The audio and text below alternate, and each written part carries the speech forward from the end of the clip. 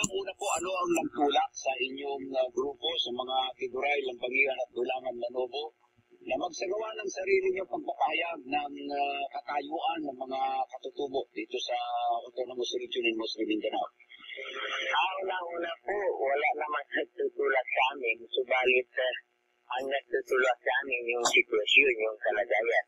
At kali nga, nagkakaroon din ng sipa sa national at ito'y sinasabayan lang namin.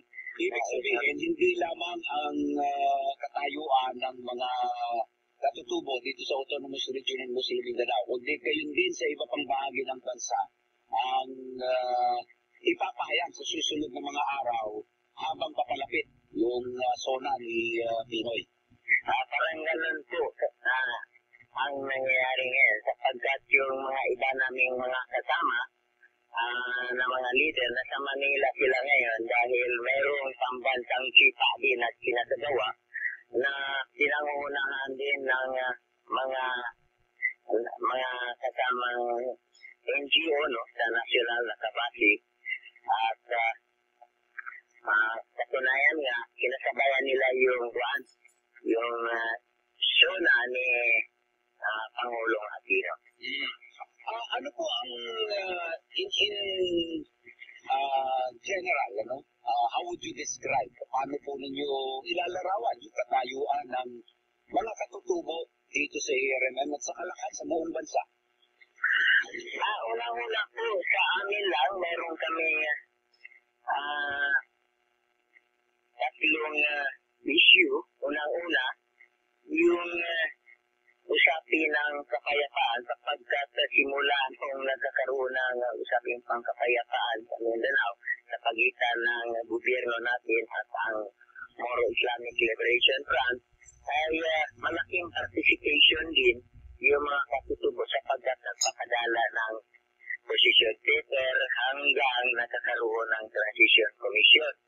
So medyo nalalabuan din yung kalagayan ng mga katutubo at yung usapin din ng ancestral domain bagamat mayroong marching order ang Pangulo na ipapatupad ang IFRA dito sa Autonomous Region in Muslim Mindanao, mayroon naman mangilang-ilan din na mga ahensya at grupo ay nag-o-oppose sa delineation ng ancestral domain at ang pangatlo yung usaping pagtaas ng mga presyo ng pangunahin nating bibilhin, halimbawa ang bigas, halos ang mga katutubo ay hindi na kayang magbili ng 1 kilo, parang ilulugaw lamang ng kanilang mga anak at ito'y sanhin siguro ng kanilang pagkakasakit kung ang isang araw ay kaisa lang makakatikim ang mga bata ng pagkain.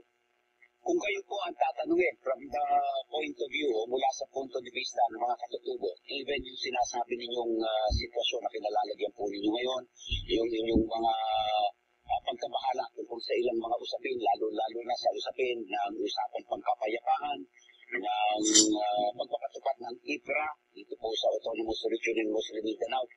Ano yung inaasahan ninyo kung meron man na marinig o sabihin ng Pangulo sa kanyang State of the Nation address tungkol sa mga bagay nito?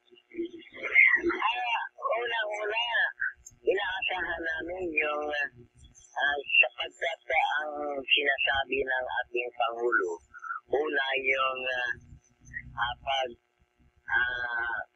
pagsisiwalat ng mga naisakatuparang programa ng pangkaunlaran at yung mga susunod pang plano kung paano harapin yung mga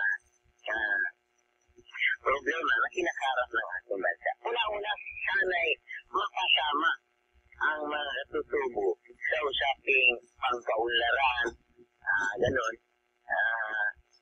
Yun yung inaasahan ng mga katutubo. Subalit, habang nagsusulong ang ating pamahalaan ng usaping pangkapayapaan at kaunlaran, ay naiwan yung ibang katutubo na sa kanilang mga komunidad. Naiwan sila sa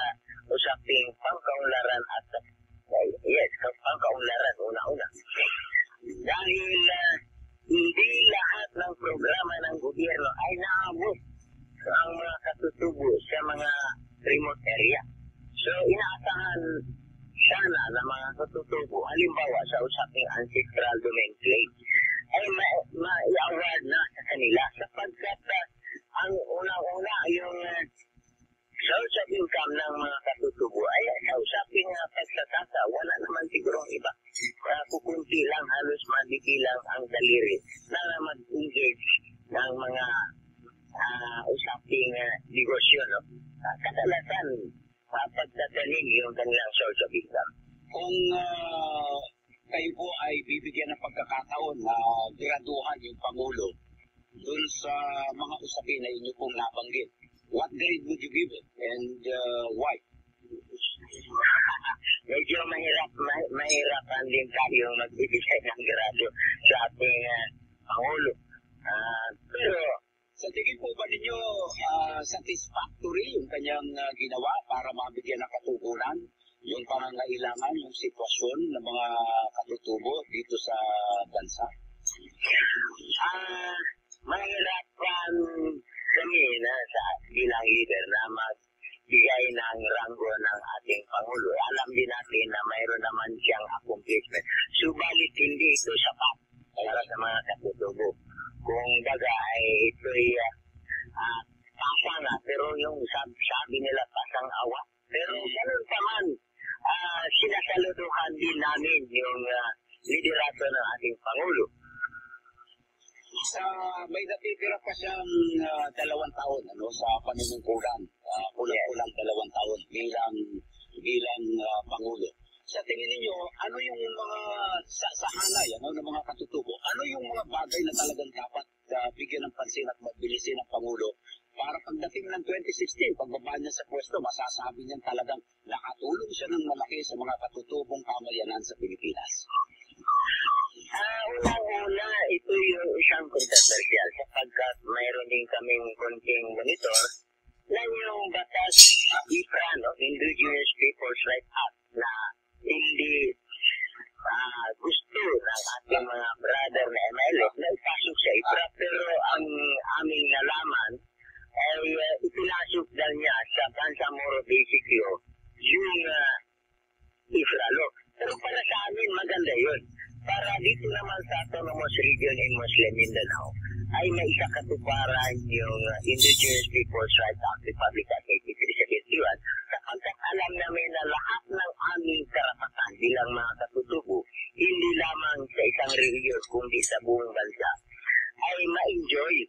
Dahil yan lamang ang batas na kumikilala sa lahat ng karapatan ng mga katutubo, maging sa kanilang traditional na kaugalian, struktura, at yung tribal customary law ay kinikilala ng IFRA na dapat maisakatuparan sa komunidad ng mga katutubo.